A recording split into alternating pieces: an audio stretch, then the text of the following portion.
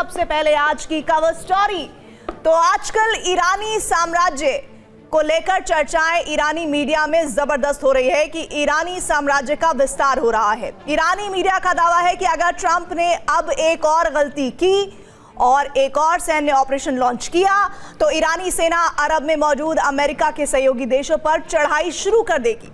America के सहयोगी देशों के समुद्री तटों पर कब्जे का अभियान शुरू हो जाएगा।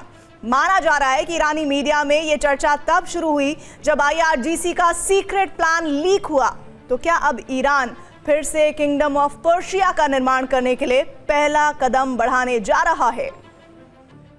स्ट्रेट ऑफ हॉर्मुज के पास समुद्र में अमेरिका ने खास तरह के युद्धपोत भी तैनात कर रखे हैं। अमेरिका ने इस क्षेत्र में USS बॉक्सर को भेजा है जिस पर 2500 नौसैनिक मौजूद है। इसके अलावा USS त्रिपोली भी तैनात है जिस पर 2200 नौसैनिकों की तैनाती की गई है। जंग के लिए ट्रंप ने 3000 पैराट्रूपर्स को भी भेज दिया है। फिलहाल स्ट्रेट ऑफ हॉर्मुज में इस वक्त अमेरिका के कुल 50,000 नौसैनिक मौजूद हैं। माना जा रहा है कि 5 दिन बाद ट्रंप खर्ग आइलैंड पर कब्जे का अभियान लॉन्च करने की तैयारी में।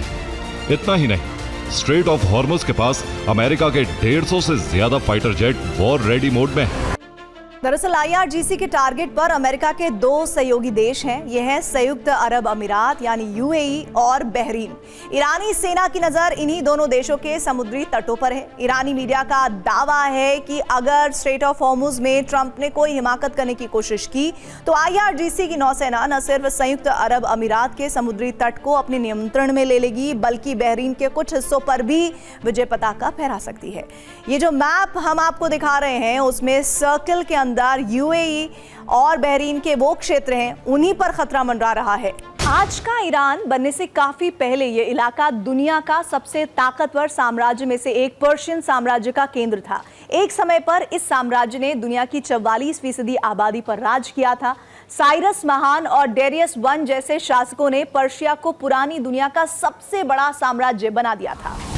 मिडिल ईस्ट और वेस्ट एशिया में फारस का नियंत्रण अब के Iraq, Iran, Syria, Jordan, Lebanon, Israel, फिलिस्तीन और तुर्की के हिस्सों पर था।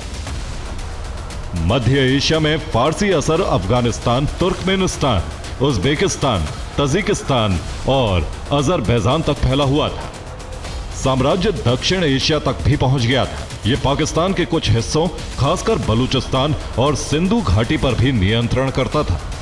फारसी ताकत अफ्रीका, खासकर मिस्र और लीबिया के कुछ हिस्सों तक भी फैली हुई थी।